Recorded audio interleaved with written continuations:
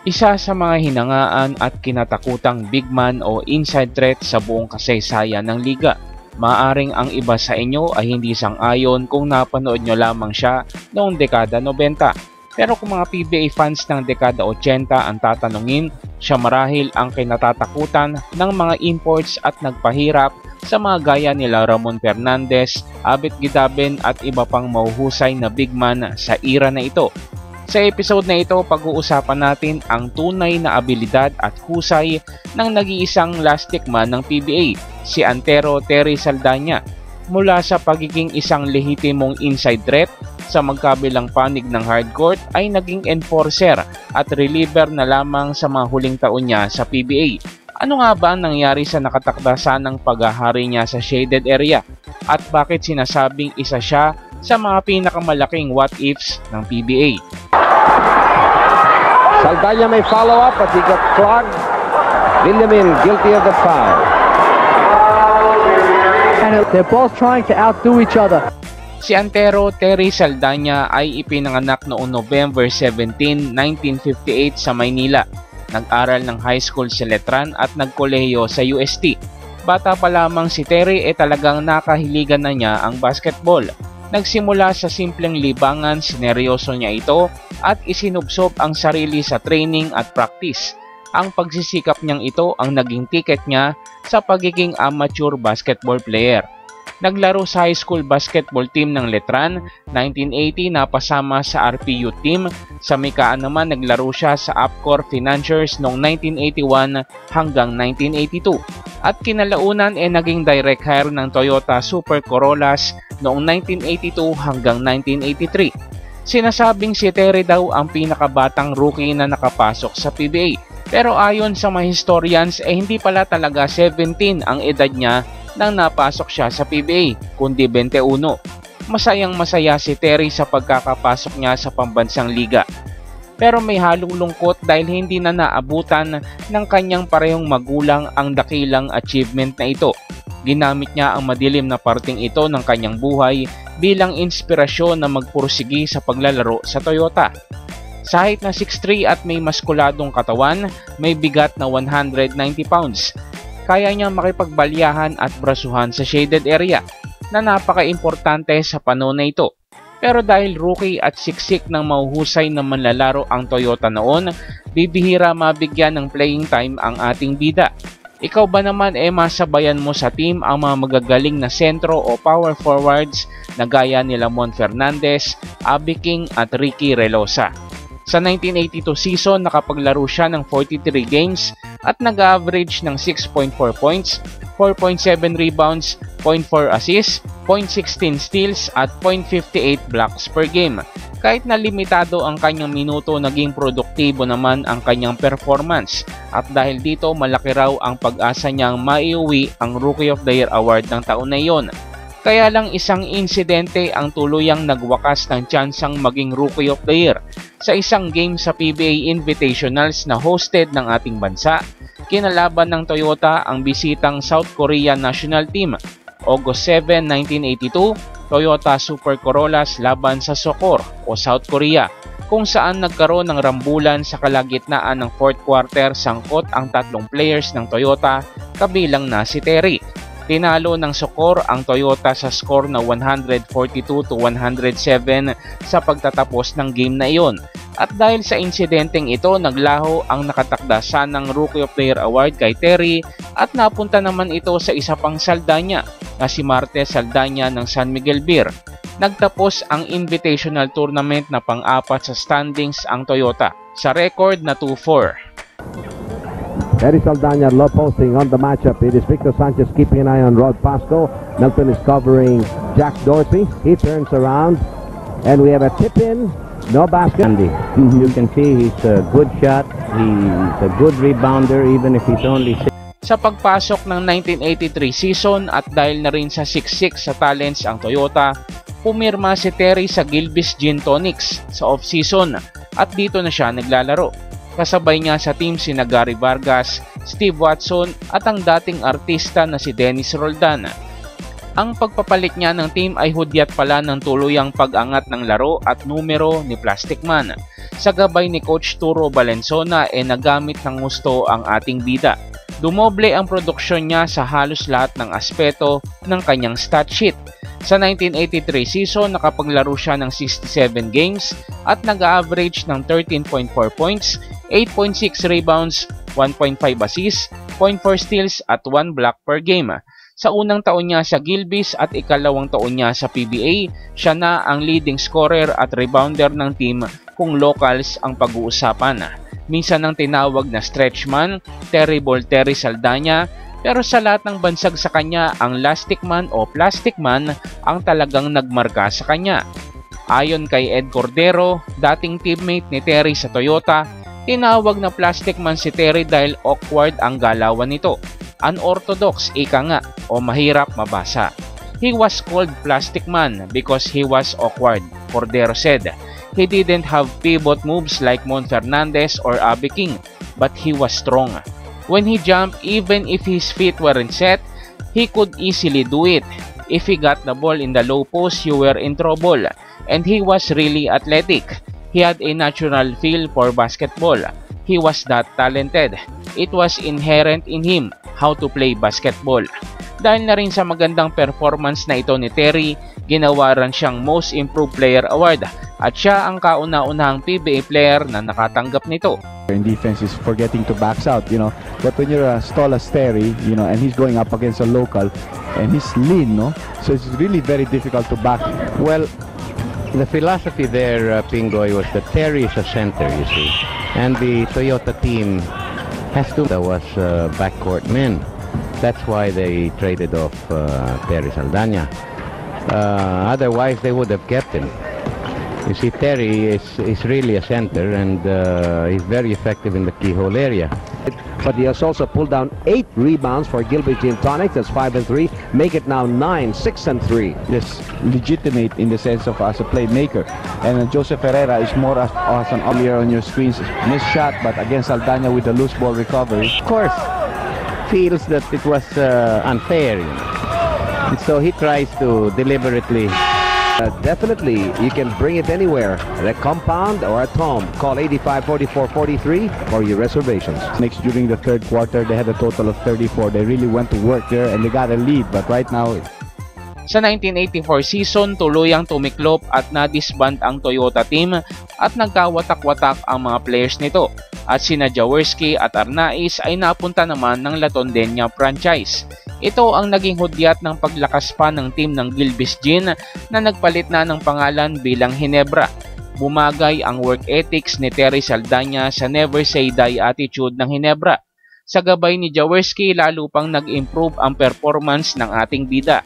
Nag-average na siya ng 18.9 points, 11.2 rebounds, 2.4 assists, 0.5 steals at 0.9 blocks per game. Ang 1984 season ang sinasabing best year ni Terry sa kanyang karera sa PBA. Sa pagpasok naman ng 1985, nadagdagan pa ng inside presence ang Ginebra. Nakuha nila mula sa Great Taste sina Arnie Tuadles at Ricky Relosa. Nariyan din ang malaking sentro na si Romy Mamaril. At dahil dyan, medyo bumaba ang mga numero ni Terry, pero hindi ang kanyang blue-collar work ethics. Nag-average na siya ng 12.5 points, 7.3 rebounds, 1.5 assists, 0.5 steals at 0.7 blocks per game. Ayon sa ilan niyang mga teammates, masarap kakampi si Terry dahil hindi niya habol ang pumuntos. Mas uunahin niya ang rebounds, ang loose ball, ang mag-screen at kung hinihingi ng pagkakataon, ang maging enforcer. Fourth defensive rebound. This so far has 4 points. Made 2 hits in the second quarter. Terry Saldana trying to jam Relosa, trying to work towards the baseline. Their biggest lead during the first half, 10 points on 2 occasions. First quarter. That has got to be a difficult one, and Terry Saldana.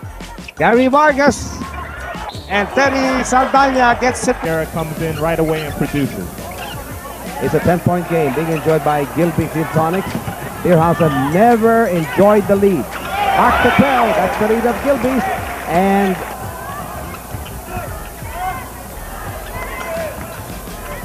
here is Esquera. Shot clock coming from Terry, but one was right there. Be right back. Back at court side, here's the combination of Turing Valenzuela. He retains Pasco in the court. He came in during the start of the third quarter. Terry Saldana at the line, making the first of two. There is Gary Vargas with the backcourt combination of Arnaiz and the Big J.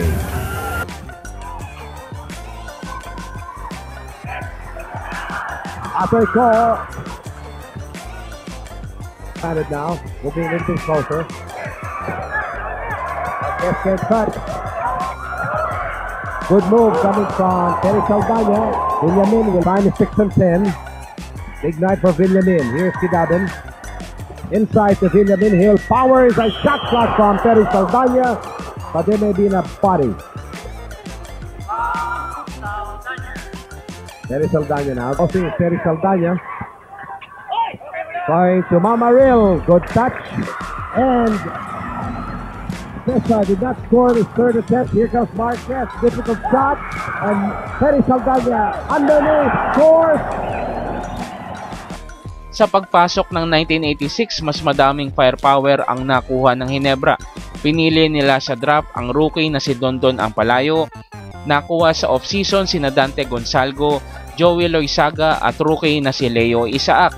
Napanatili naman ni Terry ang kanyang average sa 12.6 points, 7.2 rebounds, 1 assist, 0.4 steals at 0.6 blocks per game.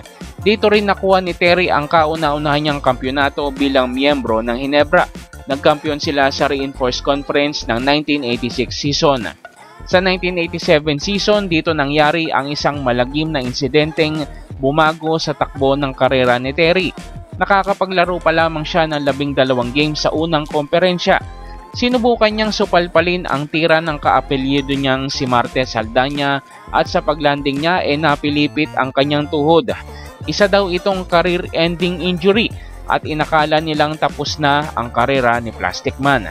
Hindi na muling nakabalik pa sa paglalaro sa season na iyon si Terry at sa sumunod na taon binitawan siya ng Ginebra at kinuha naman siya ng Alaska sa kalagitnaan ng 1988 season. Pero dahil pa rin sa kanyang injury 12 games lang ang nilaro niya sa bagong team. Bumagsak ang kanyang mga numero dahil dito.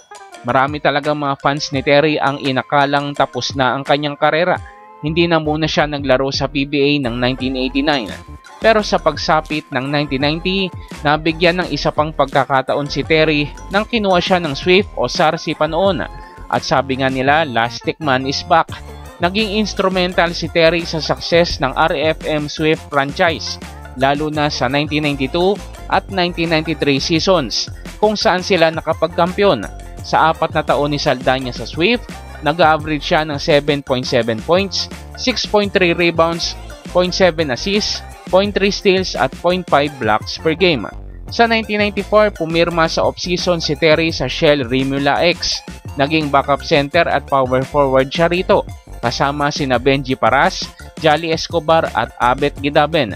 Sa 3 seasons niya sa Shell, nag-average siya ng 5 points, 4.4 rebounds, 0.4 assists, 0.2 steals at 0.2 blocks per game. 116-103 triumph over Tivoli. At San Miguel Beer, we have Diet Sarsi with a 2-point lead. Romy Lopez misses on the drive, and Terry Saldana with the rebound for Diet. Franz tries it again from top of the key, still won't go. Terry Saldana. Terry Saldana against Alvin Teng. Short jumper. Terry Saldana made it look so easy. Josel Angeles overshooting. Terry Saldana with another rebound. He's got 5 in the ball game. 3-42. Villamin out to Al Solis. Terry Saldana with a short jumper. Won't go. Villamin crashing the boards. Diet Sarsi has 1997, laking tuwa ng mga Ginebra fans nang muling nagbalik si Terry sa kanilang koponan. Sa puntong ito, hindi na siya inaasahan pa sa puntos. At ang pagiging dual blue-collar worker ng team, isang veteranong nagpo-provide ng toughness sa loob at rebounding. Kung ang San Miguel merong Freddy Abuda, si Terry Saldana naman ang sa Ginebra. Naging malaking tulong si Terry sa kampyonato ng Gordon's Gin sa Commissioner's Cup ng 1997. Nanatili siya sa Ginebra ng 1997 hanggang 1998. Sa sumunod na taon, naglalaro na siya sa kabilang liga na NBA sa koponan ng Batangas Blades. At sa taong 2000, muli siyang kinuha ni Yeng Giao upang maglaro naman sa koponan ng Red Bull Barako. Ito na ang naging hudyat ng kanyang pagre-retiro sa basketball. Noong 2003, nagkaroon ng reunion game ang dating players ng Crispa at Toyota. At sa edad ng 45, siya ang hinirang na best player ng game na iyon. Still no basket, and there is a whistle. 43-39 just up now with Bong de la Cruz and Freddy Ubalde. Saldana has 7 points and 12 rebounds to his name in today's game. What Crispa is doing now is crowding the undergoal area, which they were not able to do earlier. And this has prevented Toyota from taking the higher percentage. Ngayon, gaano nga ba kahusay si Terry Saldana? At anong masasabing kalakasan at kahinaan ng kanyang basketball arsenal? Isa sa mga hinangaan ng mga fans ni Elastic Man ay ang superior rebounding skills niya. Ito ang unang mapapansin mo lalo na noong grabe pa ang kanyang lundagan. Sa isang game, siguradong makakakuha siya ng 7 hanggang 10 rebounds o maaring higit pa. Mapa-defensive o offensive rebound man hindi niya binabaliwala. On par siya o kayang makipagsabayan sa mga top rebounders ng PBA na gaya na lamang ni Lamon Fernandez, Philip Cesar, Abby King at marami pang iba. Sa katotohanan, pasok siya sa top 20 rebounders ng buong kasaysayan ng PBA. Meron siyang 1,802 offensive rebounds, 2,736 defensive rebounds na may 5.9 rebounding average sa buong karera niya sa liga. Sinabi ni Ed Cordero na napaka-unorthodox ng playstyle ni Terry, kaya siya nabansagang Elastic Man. Mahirap mabasa ang susunod niyang galaw at lalong mahirap siyang bantayan. Natural na may talento at feel sa basketball. At kahit nasa mga alanganing sitwasyon, nakakahanap ng anggulo para makashoot ng bola. Maraming sumasang-ayon na si Terry ang isa sa mga pinakamasipag na basketballistang nasaksihan natin sa PBA. Loose balls, screens, dive sa bola, rebounds, block shots at kung ano-ano pa. Tila Swiss knife ng isang basketball team itong si Terry. Kung ano ang kinakailangan, iyon ang binibigay niya.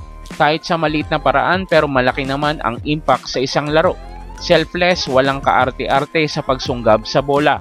Walang pagdadalawang isip na isakripisyo ang katawan para sa isang possession. Ayon sa mga dating kakampi ni Terry, hindi niya alintana kung kakaunting puntos lang ang nagawa niya sa game. Mas importante sa kanya ang manalo kaysa magkaroon ng personal achievement.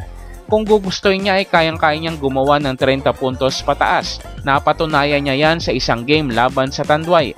Sa katotohanan, pasok sa top 50 o top 60 si Saldana sa top scorers ng PBA sa buong kasaysayan ng liga. Nakaipon lang siya ng 6,358 career points. At sa mga taon niya sa liga pagkatapos ng kanyang injury, mas in-embrace na niya ang pagiging enforcer kesa ang pagiging scorer. Patunay lamang ng pagiging matured at team player ni Terry. Ngayon, ano nga ba ang masasabi nating weakness sa paglalaro ni Saldana? Isa na rito ang awkward positioning. Sabi nga ni Ed Cordero na alanganin ang pwestuhan ni Saldana. At may pagkakataon pa nga na hindi nila ma-explika kung paano nagagawa ni Terry ang ganong klaseng mga galaw na hindi kaya ng isang ordinaryong manlalaro. Sinaman pa ito ng win at all cost attitude na nagre-resulta sa pagiging reckless paminsan-minsan, na patungo naman sa susunod na aspeto, ang pagiging injury prone. Maraming beses na daw na-injury itong si Terry bago pa man ang matinding injury noong 1987. Ang patay kung patay attitude sinamahan pa ng matinding athleticism at dedikasyon sa paglalaro. Ito marahil ang nagustuhan ni Coach Jaworski kay Saldana, na kahit sa dulong bahagi ng kanyang karera na-recruit pa siya ng Gordon's Gin. Kahit si Yengyao na coach ng Swift noon hangang-hanga sa sakripisyong ginagawa ni Terry para lamang sa laro. Pero ang lahat ng sakripisyong ito sisingilin din ng kanyang katawan. Marami ang nagsasabi na kung hindi daw siya na-injury, isa siya sa mga greatest big man na maaring nasaksihan sa liga. May kukumpara daw ang kanyang playstyle kay Rudy Hatfield, lalo na noong kanyang prime years. Pagkatapos ng 2003 Toyota Crispa reunion, naglaho sa mata ng publiko si Saldana. Pero noong 2021, isang malagim na balita ang bumulaga sa basketball community. Ang dating simbolo ng lakas at katatagan na si Terry nakuhanan ng litratong nakaupo sa wheelchair, iniinda ang pamamaga ng kanyang mga paa. Napagaling naman siya sa kanyang sakit sa tulong ng mga kaibigan at nagmamahal. Pero noong Pebrero 1, 2023, tuluyan nang namaalam si Lastic Man dahil sa komplikasyon dulot ng kidney ailment. Siya ay 65 years old. 6 na kampyonato, kauna-unahang most improved player ng PBA, 17 taon sa liga at libo-libong tagahanga at supporters ng nag-iisang Lastic Man ng PBA. Isa ka bang fan ni Terry Saldana? Anong mga kwento ang naalala mo sa kanya? I-share mo naman ito sa comment section. Marami pong salamat sa pakikinig at panonood. Magkita-kita tayong muli sa susunod na video. Saldana finally does it for them. He has 8. The hook shot won't go. Terry Saldana has 6 rebounds already. Body banging there inside the paint. Villamin off to Terry Saldana under the basket. They really have so many options on the floor, and they're always trying to work the ball to the best possible option. That time, they found Terry Saldana underneath the hoop, and they were trying to work the ball actually to Tanuan or even Al Solis outside. So a lot of options always open for Diet Sarsi, and they're always looking to the best possible option. That's a sign of a very well-oiled machine. This despite the fact that they're missing one of their key players, Andy DeGuzman. Driver's seat by